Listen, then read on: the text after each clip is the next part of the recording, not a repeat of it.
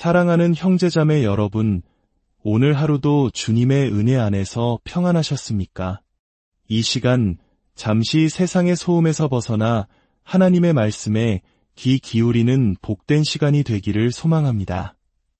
만약 오늘 이 이야기가 당신의 마음에 울림을 준다면 이 은혜를 주변에 나누어 주시고 저희 채널을 구독하심으로 이 귀한 영적 여정에 동행해 주시길 부탁드립니다. 당신의 삶에 주님의 축복이 가득하기를 기도합니다. 최근에 저는 한 경영 잡지에서 조용한 사직이라는 흥미로운 용어를 접했습니다. 글쓴이는 이것을 오늘날의 새로운 사회 현상이라고 설명했지만 사실 성경은 이미 오래전부터 이와 비슷한 인간의 본성에 대해 명확하게 이야기해왔습니다.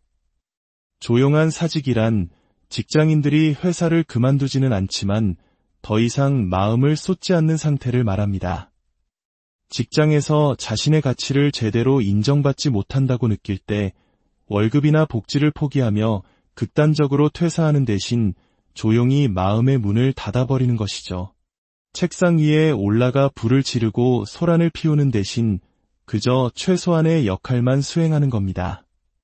정시에 출근해서 정시에 퇴근하고 자신의 업무 외에는 절대 관여하지 않으며 어떠한 추가적인 노력이나 열정도 보이지 않는 상태.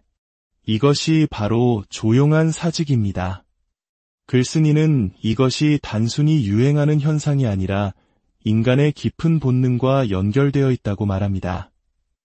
내가 무언가에 헌신하고 노력하는데 거기서 이기고 있다는 느낌, 즉 보람이나 성취감을 느끼지 못할 때 우리는 서서히 그러나 분명하게 마음을 거두어들인다는 것입니다.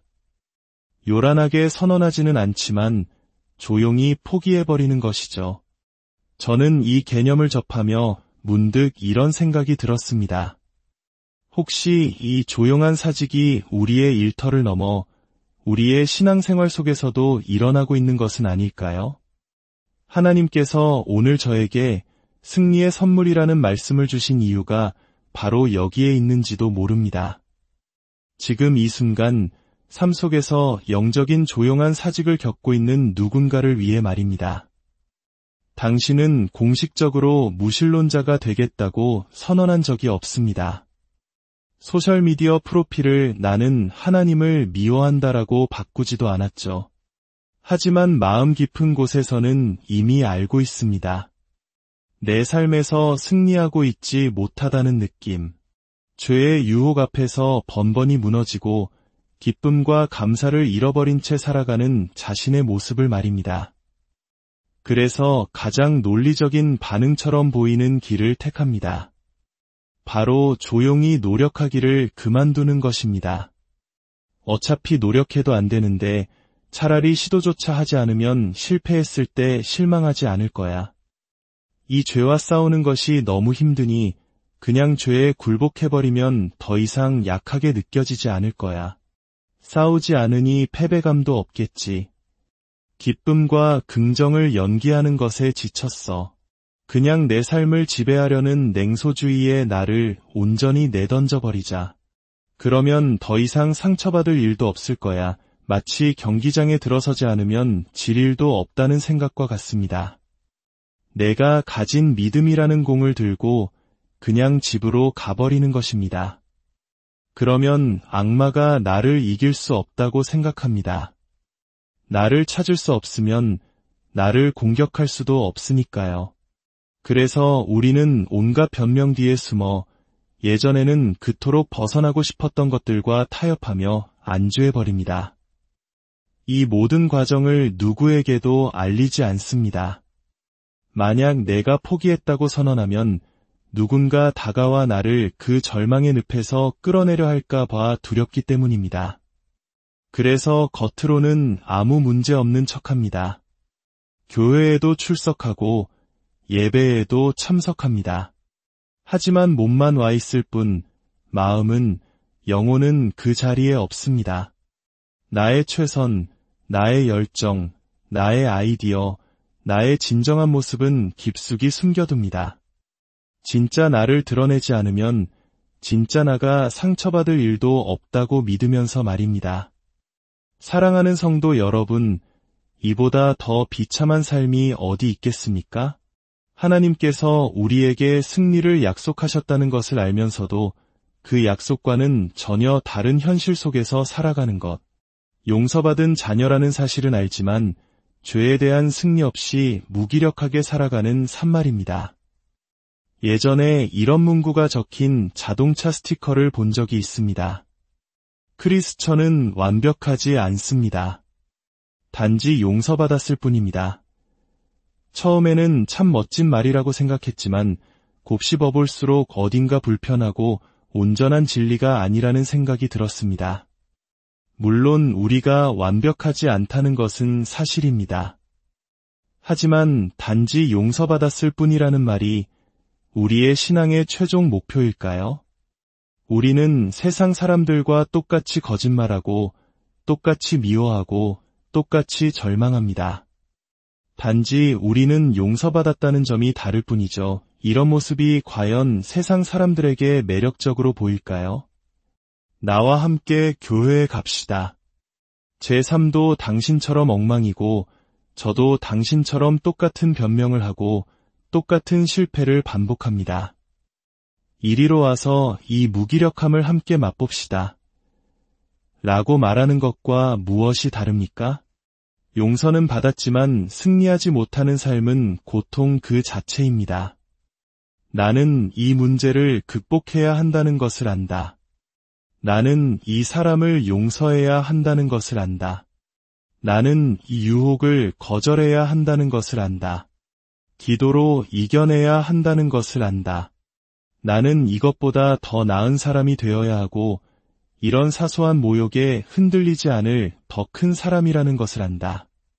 하지만 나는 그냥 용서받았을 뿐이다. 혹시 하나님께서 우리를 그저 용서라는 구덩이에 넘어져 다시는 일어서지 못하게 하시려고 그 아들을 십자가에 내어주셨다고 생각하십니까? 절대 그렇지 않습니다. 저는 오늘날 많은 크리스천들이 용서의 은혜에 넘어지는 데는 익숙하지만 그 은혜를 딛고 승리의 삶으로 일어서는 데는 서툴다는 것을 봅니다. 물론 저 또한 넘어집니다. 넘어질 때마다 우리는 하나님의 도우심을 구해야 합니다. 하나님, 도와주세요. 저는 어리석은 죄인입니다. 라고 고백해야 합니다. 하지만 그것이 전부일까요?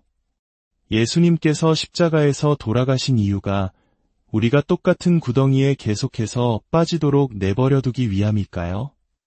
그저 나는 용서받았어 라는 말로 모든 실패를 합리화하며 좌절감 속에서 살아가도록 하기 위함일까요?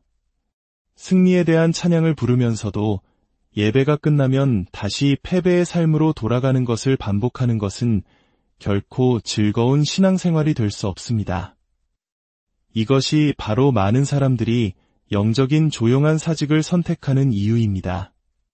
하나님을 믿는 것을 그만두지는 않았지만 교회에 나오는 것을, 공동체에 헌신하는 것을 그만둡니다.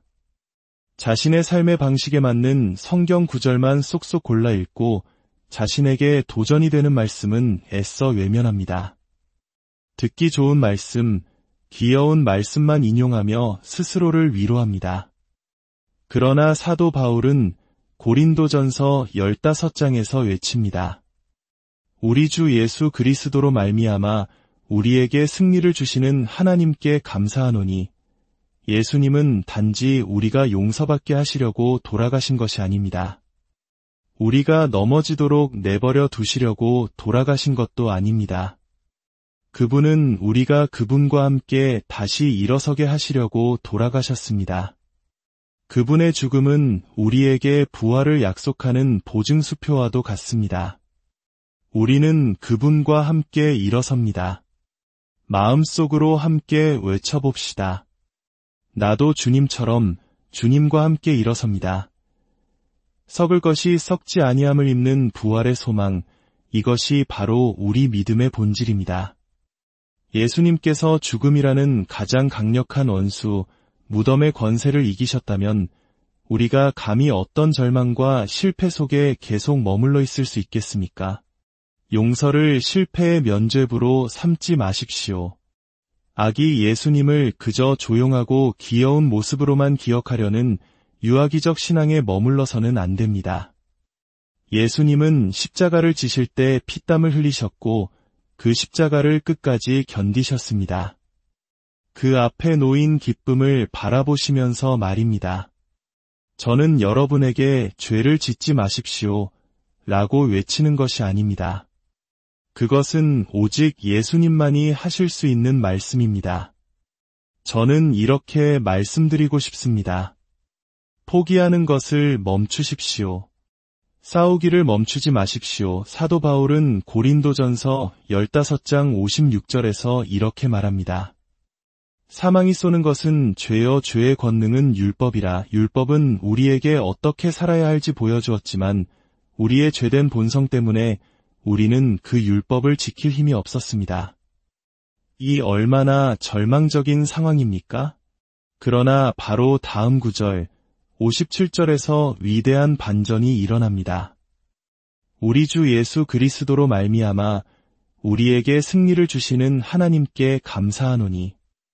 승리를 주신다는 이 표현은 참으로 역설적입니다. 왜냐하면 승리는 보통 주어지는 것이 아니라 싸워서 쟁취하는 것이기 때문입니다. 누군가 당신에게 양말이나 전자레인지를 선물로 줄 수는 있습니다.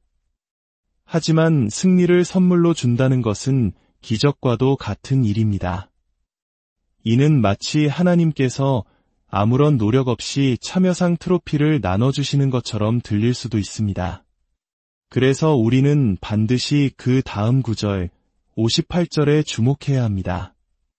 57절이 하나님께서 우리에게 주시는 것, 즉 승리에 대한 약속이라면 58절은 그 약속을 받은 우리가 드려야 할 응답에 대해 말하고 있습니다. 그러므로 내 사랑하는 형제들아 견실하며 흔들리지 말고 항상 주의 일에 더욱 힘쓰는 자들이 되라. 사랑하는 형제자매 여러분, 성령께서 오늘 여러분에게 묻고 계십니다.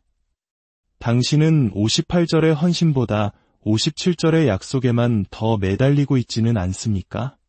만약 우리가 하나님께서 주시는 승리의 선물만 기대하며 우리 자신을 주님의 일에 온전히 드리지 않는다면 우리는 평생을 좌절감 속에서 살아갈 수밖에 없습니다.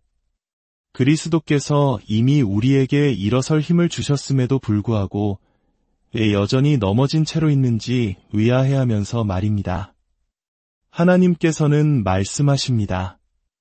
내가 너에게 승리를 주겠다. 그러니 너는 이미 그것을 가졌음을 믿고 이제 믿음으로 함께 선포합시다. 나는 가졌습니다. 나는 승리를 가졌습니다. 나는 기쁨을 가졌습니다. 나는 약속을 가졌습니다. 나는 확신을 가졌습니다. 나는 예수 그리스도의 보혈을 가졌습니다. 나는 죄 사함의 용서를 가졌습니다. 나는 하나님과의 화해를 가졌습니다. 나는 예수의 이름을 가졌습니다. 나를 위해 중보하시는 위대한 대제사장을 가졌습니다. 하나님께서 주시는 지혜와 지식을 가졌습니다. 나는 가졌습니다. 내 안에 있습니다. 당신이 준 것이 아니기에 당신이 빼앗아갈 수도 없습니다. 구걸하지도 소셜미디어에 자랑하지도 않지만 나는 분명히 가지고 있습니다. 아침에 눈을 뜰 때마다 새로운 자비와 긍휼을 얻었습니다. 커피 한 잔 속에서도 잠자리에 들 때도 주님의 은혜를 누립니다. 나는 천국의 소망과 하늘의 부르심을 가졌습니다. 악한 마귀의 모든 일을 이길 수 있게 하는 사슬을 끊는 기름 부으심을 가졌습니다. 나는 믿음을 가졌습니다. 산을 옮길 만한 믿음, 죄를 지워버리는 은혜의 강물, 그 모든 것을 나는 선물로 받았습니다. 내가 잘나서 얻은 것도 자격이 있어서 받은 것도 아니지만 나는 분명히 가졌습니다. 하나님 아버지께서 저에게 주셨습니다. 크리스마스 트리 아래에 놓인 선물이 아니라 바로 그 십자가 나무 위에서 주셨습니다. 예수님께서 그 거친 십자가 위에서 피 흘리며 돌아가셨을 때 그분은 우리에게 승리를 선물하셨습니다. 말로 다 할 수 없는 이 선물을 주신 하나님께 감사와 찬양을 드립니다. 하나님께서 우리에게 승리를 주셨다면 이제 우리는 우리 자신을 그 승리에 온전히 드려야 합니다. 더 이상 조용한 사직은 없습니다. 교회에서만 큰 소리로 찬양하고 집에서는 조용히 마음의 문을 닫는 삶을 멈춰야 합니다. 이번 한 주 삶이 힘겨워질 때 당신은 계속해서 승리를 외쳐야 합니다. 해결되지 않는 문제들 앞에서 절망감이 밀려올 때 당신은 더욱 힘차게 외쳐야 합니다. 나는 미쳐버릴 것 같아. 하지만 포기할 수 없어. 내 안에는 영원하고 썩지 않으며 쇠하지 않는 것, 바로 하나님의 말씀의 씨앗이 있기 때문이야. 사랑하는 여러분, 주님께서 주신 승리의 선물을 굳게 붙드십시오. 그리고 그 승리를 살아내기 위해 여러분 자신을 온전히 주님께 드리십시오. 견고하게 서서 흔들리지 말고 항상 주의 일에 더욱 힘쓰는 여러분 모두가 되시기를 우리 주 예수 그리스도의 이름으로